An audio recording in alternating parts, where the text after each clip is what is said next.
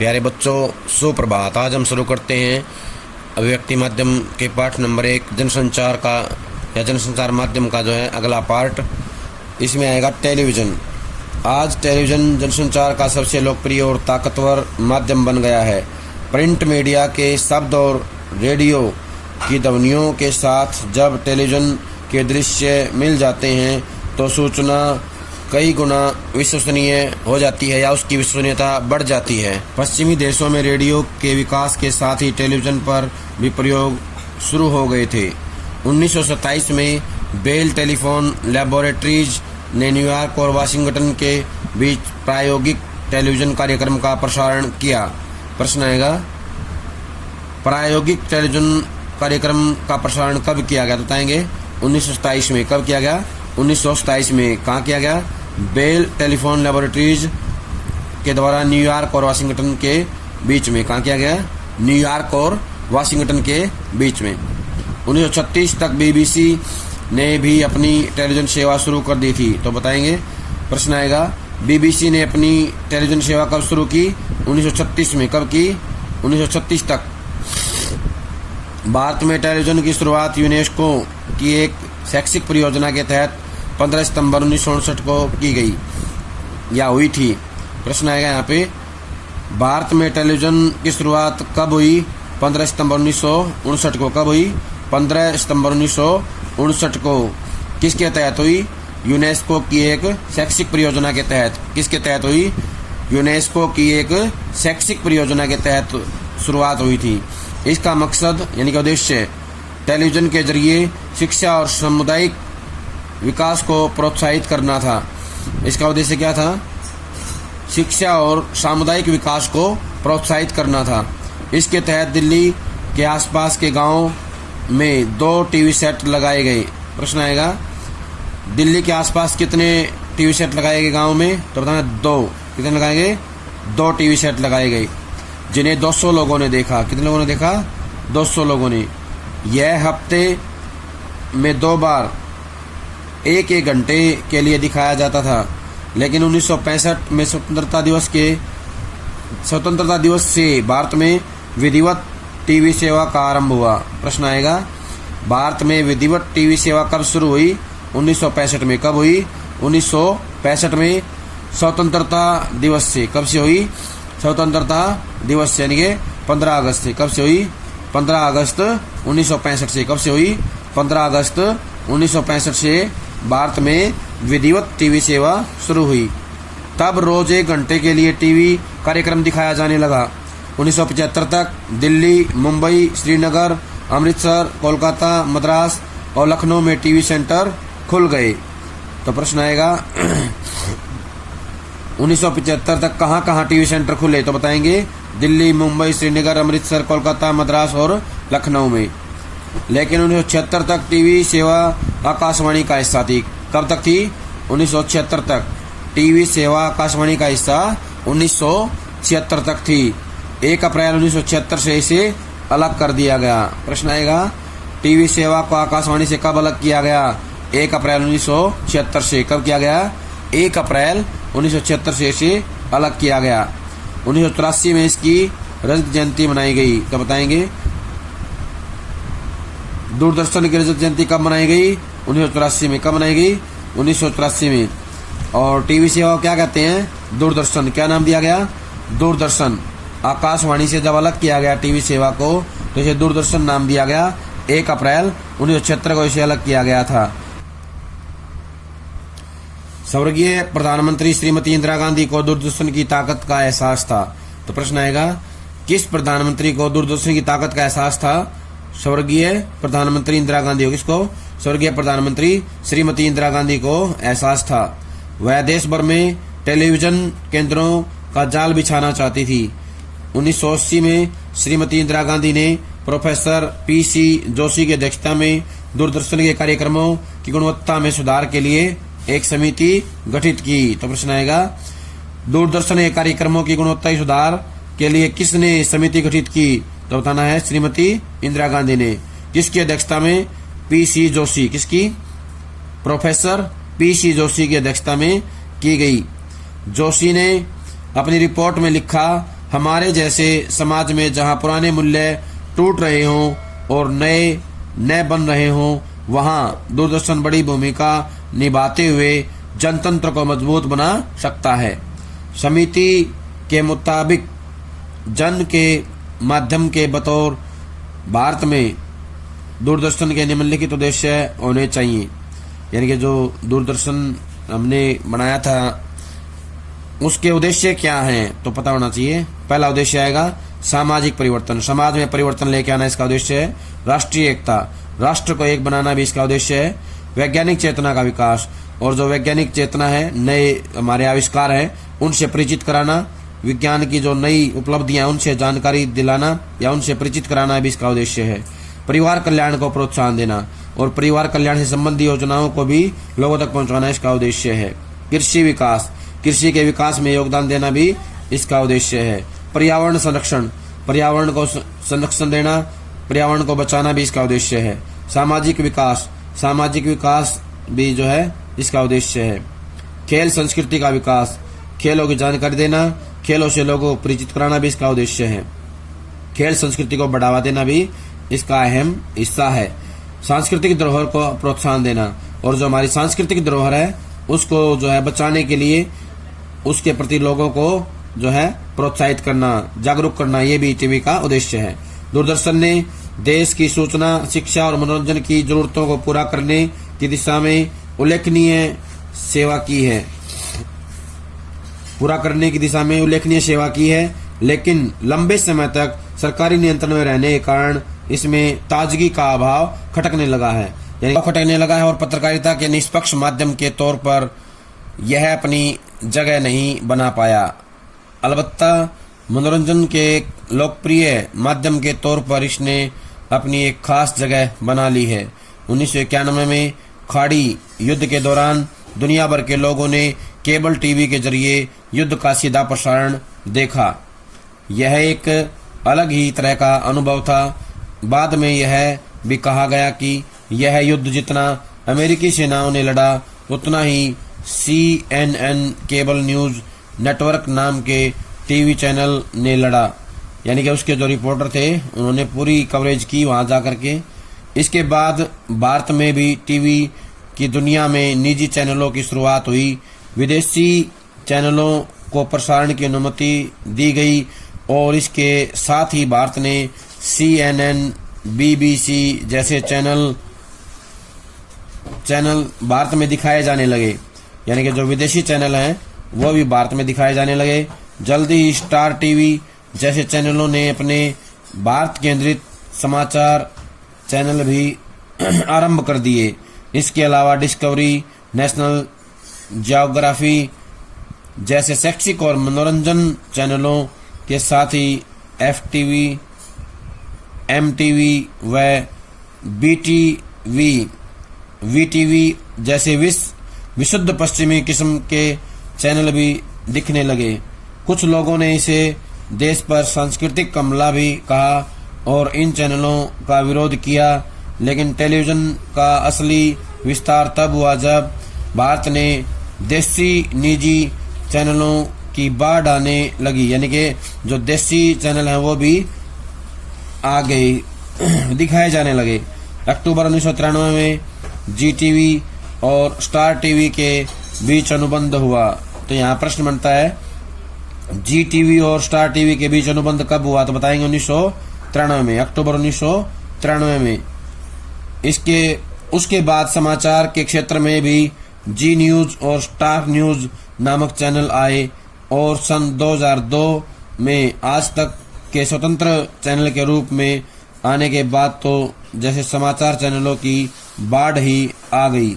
जहां पहले हमारे सार्वजनिक प्रसारक दूरदर्शन का उद्देश्य राष्ट्र निर्माण और सामाजिक उन्नयन था, वहीं इन निजी चैनलों का मकसद व्यावसायिक लाभ कमाना रह गया। इससे जहां टेलीविजन समाचार को निष्पक्षता की पहचान मिली, उसमें ताजगी आई और वह पेशेवर हुआ, वहीं एक अंधी होड़ के कारण अनेक बार पत्रकारिता के मूल्यों और उसकी नैतिकता का भी हनन हुआ। इसके बावजूद आज पूरे भारत में 200 से अधिक चैनल प्रसारित हो रहे हैं और रोज नए नए चैनलों की बाढ़ आ रही है, यानी कि नए नए चैनल बनाए जा रहे हैं। सिनेमा जनसंचार का सबसे लोकप्रिय और प्रभावशाली माध्यम है सिनेमा। हालांकि यह जनसंचार के अन्य माध्यमों की तरह सीधे तौर पर सूचना देने का काम नहीं करता, लेकिन परोक्ष यानी कि अप्रत्यक्ष रूप में सूचना, ज्ञान और संदेश देने का काम करता है। सिनेमा को मनोरंजन का एक सशक्त माध्यम माना गया है या एक सशक्त माध्यम के तौर पर देखा जाता रहा है। सिनेमा के आविष्कार का श्रेय थॉमस अल्वा एडिसन को जाता है। तो प्रश्न आएगा यहाँ पे, सिनेमा के आविष्कार का श्रेय किसको जाता है? तो बताना है थॉमस अल्वा एडिसन को। और यह 1883 में मिनेटिस्कोप की खोज के साथ जुड़ा हुआ है। किसके साथ जुड़ा हुआ है? मिनेटिस्कोप की खोज के साथ जुड़ा हुआ है। ये कब हुई थी? 1883 में। कब हुई थी? 1883 में हुई थी। 1894 में फ्रांस में पहली फिल्म बनी द अराइवल ऑफ ट्रेन। पहली फिल्म का नाम पूछेंगे, फ्रांस में बनी थी, उसका नाम है द अराइवल ऑफ ट्रेन। कब बनी थी? 1894 में। कहाँ बनी? फ्रांस में। कहाँ बनी? फ्रांस में। सिनेमा की तकनीक में तेजी से विकास हुआ और जल्दी ही यूरोप और अमेरिका में कई अच्छी फिल्में बनने लगी। भारत में पहली मूक फिल्म बनाने का श्रेय दादा साहेब फाल्के को जाता है। तो प्रश्न आएगा, पहली फिल्म किसने बनाई? दादा साहेब फाल्के ने। किसने बनाई भारत में? दादा साहेब फाल्के ने। कौन सी फिल्म बनाई? मूक फिल्म। कौन सी बनाई? मूक फिल्म। मूक होता है बिना बोलने वाली फिल्म। यह फिल्म थी 1913 में बनी राजा हरिश्चंद्र। 1913 में राजा हरिश्चंद्र फिल्म बनी थी। कब बनी थी? 1913 में राजा हरिश्चंद्र। इसके बाद के 2 दशकों में कई और मूक फिल्में बनी। इनके कथानक धर्म, इतिहास और लोक गाथाओं के इर्द गिर्द बुने जाते रहे। 1931 में पहली बोलती फिल्म बनी आलम आरा। तो प्रश्न आएगा, भारत में पहली बोलती फिल्म कब बनी? तो बताना है 1931 में। उसका नाम क्या था? आलम आरा। क्या नाम था? आलम आरा। इसके बाद बोलती फिल्मों का दौर शुरू हो गया। आज़ादी के बाद जहां एक तरफ भारतीय सिनेमा ने देश के सामाजिक यथार्थ यानी कि वास्तविक सच्चाई को गहराई से पकड़कर आवाज देने की कोशिश की, वहीं लोकप्रिय सिनेमा ने व्यावसायिकता का रास्ता अपनाया, यानी कि ये जो है व्यावसायिक क्षेत्र बन गया। एक तरफ पृथ्वीराज कपूर, महबूब खान, सोहराब मोदी, गुरुदत्त जैसे फिल्मकार थे, तो दूसरी तरफ सत्यजीत राय जैसे फिल्मकार। 70 के दशक तक सिनेमा के मूल में प्रेम, फंतासी और एक कभी न हारने वाले सुपर नेचुरल हीरो की परिकल्पना रही। कहानियों में कुछ न कुछ संदेश देने की भी कोशिश हुई, लेकिन बहुत ही अव्यवहारिक तरीके से। 70 और 80 के दशक में कुछ फिल्मकारों ने महसूस किया कि सिनेमा जैसे सशक्त संचार माध्यम का इस्तेमाल आम लोगों में चेतना फैलाने, उसे व्यवहारिक जीवन की समस्याओं से जोड़ने और अन्याय के खिलाफ एक कलात्मक अभिव्यक्ति के तौर पर किया जाए। यही समानांतर सिनेमा का दौर था और इस दौरान अंकुर, निशांत, अर्धसत्य जैसी फिल्में बनी। प्रश्न आएगा यहाँ पे, समानांतर सिनेमा के दौरान या दौर में कौन सी फिल्में बनी? तो बताना है अंकुर, निशांत, अर्धसत्य। हालांकि सत्यजीत राय ने 50 के दशक में ही पथेर पांचाली बनाकर इसकी शुरुआत कर दी थी, लेकिन समानांतर सिनेमा ने एक आंदोलन की शक्ल ली। 60 के दशक के आखिरी वर्षों और 70 के दशक में यह आंदोलन 80 के दशक में भी जारी रहा। इस धारा में सत्यजीत राय के अलावा श्याम बेनेगल, मृणाल सेन, ऋत्विक घटक, अदूर, गोपाल कृष्णन, एम.एस. सत्यु, गोविंद निहलानी जैसे फिल्मकार शामिल हुए, लेकिन बाजारवाद और व्यावसायिकता के दबाव में समानांतर या कला फिल्मों का दौर 80 के दशक में ही खत्म होने लगा। एक बार फिर लोकप्रिय मुंबईया फिल्में छाने लगी। दरअसल हिंदी सिनेमा पर शुरू होने से ही पॉपुलर या लोकप्रिय फिल्मों का दबदबा रहा, यानी कि शुरुआत से ही जो है हिंदी सिनेमा में क्या था, जो लोकप्रिय फिल्में हैं उनका दबदबा रहा। कला फिल्मों को समानांतर सिनेमा इसलिए भी कहा गया क्योंकि वे अपनी अंतर्वस्तु में लोकप्रिय फिल्मों के समानांतर चलती थी। कैसे? आपकी पसंदीदा फिल्म कौन सी है, यानी कि बच्चों को अपनी पसंदीदा फिल्म चुननी है। एक कौन सी ऐसी फिल्म है जो सबसे अच्छी लगी, इस फिल्म का कौन सा चरित्र आपको अच्छा लगा और क्यों, फिल्म क्या संदेश देती है, इस बारे में 200 शब्दों में रिपोर्ट लिखें और अपने अध्यापक को दिखाएं। यानी कि एक रिपोर्ट लिखनी है, कौन सी फिल्म सबसे अच्छी लगी और क्यों लगी, उसका चरित्र कौन सा आपको अच्छा लगा, ये सारी बातें उसमें बताई जानी चाहिए। लोकप्रिय फिल्मों के समानांतर चलती थी। कला फिल्मों के कमजोर पड़ने के साथ एक बार फिर पॉपुलर या लोकप्रिय सिनेमा हावी हो गया और तकनीक कथानक पर भारी पड़ने लगे। भारतीय सिनेमा में पारिवारिक फिल्मों की भी एक धारा लगातार चलती रही है। हल्के फुल्के हास्य और एक आम आदमी के परिवार की खट्टी मीठी कहानी पर बनी इन साफ सुथरी फिल्मों को भी खूब पसंद किया गया। लोकप्रिय और पारिवारिक फिल्मों की पहुंच गांव और शहर के साधारण दर्शकों तक रहती आई है। इस तरह की फिल्मों में दर्शकों को बांधने वाला कथानक, रोजमर्रा की समस्याएं, मधुर संगीत, पारंपरिक नृत्य और संस्कृति के कई आयाम दिखाई देते हैं। इस धारा के फिल्मकारों में राज कपूर, गुरुदत्त, बिमल राय, ऋषिकेश मुखर्जी, बासु चटर्जी जैसे कई नाम हैं। लेकिन 80 और 90 के दशक में मुंबईया सिनेमा पर व्यावसायिकता का नशा इस कदर छाता गया कि फार्मूला फिल्में फिल्मकारों के लिए मुनाफा कमाने का सबसे बड़ा हथियार बन गई। ऐसी फिल्मों के केंद्र में रोमांस, हिंसा, सेक्स और एक्शन को रखा जाता रहा है। कहने के लिए हर फिल्म में कोई न कोई सामाजिक संदेश देने की औपचारिकता निभाई जाती है, लेकिन इनका मकसद महज पैसा कमाना है। ऐसी फिल्मों ने खासकर युवाओं के मन में बहुत गलत प्रभाव छोड़ा है।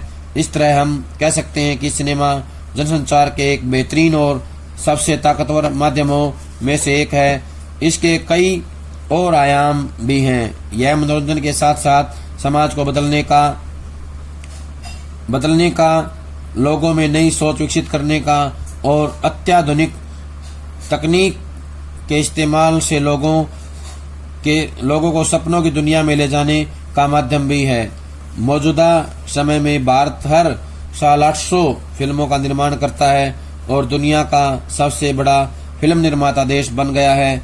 यहाँ हिंदी के अलावा अन्य क्षेत्रीय भाषा और बोली में फिल्में बनती हैं और खूब चलती हैं। तो यहाँ प्रश्न आएगा कि हर साल कितनी फिल्में बनती हैं भारत में? 800। कितनी बनती हैं? लगभग 800 फिल्में बनती हैं। और अगला प्रश्न आएगा कि भारत में क्या क्षेत्रीय भाषा और बोली में फिल्में बनती हैं? तो बताना है हाँ, भारत में हिंदी के अलावा अन्य क्षेत्रीय भाषा और बोली में भी बहुत फिल्में बनती हैं। अगला हम करेंगे इंटरनेट। इंटरनेट जनसंचार का सबसे नया लेकिन तेजी से लोकप्रिय हो रहा माध्यम है। एक ऐसा माध्यम जिसमें प्रिंट मीडिया, रेडियो, टेलीविजन, किताब, सिनेमा, यहाँ तक कि पुस्तकालय के सारे गुण मौजूद हैं। उसकी पहुंच दुनिया के कोने कोने तक है और उसकी रफ्तार का कोई जवाब नहीं है। उसमें सारे माध्यमों का समागम होता मेल। इंटरनेट पर आप दुनिया के किसी भी कोने से छपने वाले अखबार या पत्रिका में छपी सामग्री पढ़ सकते हैं, रेडियो सुन सकते हैं, सिनेमा देख सकते हैं, किताब पढ़ सकते हैं और विश्वव्यापी जाल के भीतर जमा करोड़ों पन्नों में से पल भर में अपने मतलब की सामग्री खोज सकते हैं। यह एक अंतरक्रियात्मक माध्यम है, यानी आप इसमें मूक दर्शक नहीं हैं। आप सवाल जवाब, बहस, मुबाहिसों में भी भाग ले सकते हैं। आप चैट कर सकते हैं और मन हो तो अपना ब्लॉग बनाकर पत्रकारिता की किसी बहस के सूत्रधार बन सकते हैं। इंटरनेट ने हमें मीडिया समागम यानी कन्वर्जेंस के युग में पहुंचा दिया है और संचार की नई संभावनाएं जगा दी हैं। हर माध्यम में कुछ गुण और कुछ अवगुण होते हैं। इंटरनेट ने जहां पढ़ने लिखने वालों के लिए, शोधकर्ताओं के लिए संभावनाओं के नए कपाट खोले हैं, कपाट दरवाजे, हमें विश्वग्राम का सदस्य बना दिया है, वहीं इसमें कुछ खामियां भी हैं। पहली खामी तो यही है कि उसमें लाखों अश्लील पन्ने भर दिए गए हैं, जिसका बच्चों के कोमल मन पर बुरा प्रभाव पड़ सकता है, यानी बुरा असर पड़ सकता है। दूसरी खामी यह है कि इसका दुरुपयोग किया जा सकता है। हाल के वर्षों में इंटरनेट के दुरुपयोग के कई घटनाएं सामने आई हैं। गतिविधि: क्या आपका ईमेल अकाउंट है? अगर नहीं तो अपने शिक्षक की मदद से अपना ईमेल अकाउंट खोलिए और सप्ताह में कम से कम एक बार अपने किसी परिचित रिश्तेदार या मित्र को ईमेल भेजिए, जिसमें अपना हालचाल देने के अलावा उनका हालचाल पूछिए। यानी कि ईमेल अकाउंट खोल करके अपने रिश्तेदारों मित्रों का हालचाल पूछना है और अपना हालचाल उनको बताना है।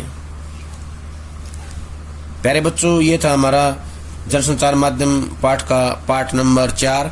सभी इसको अच्छे से सुनेंगे, ध्यान से पढ़ेंगे और इससे जुड़े हुए सारे प्रश्न अपनी कॉपी में लिख लेंगे। जब तक अगली वीडियो नहीं आती है तब तक ये सारा काम पूरा कर लें। सभी का बहुत बहुत धन्यवाद।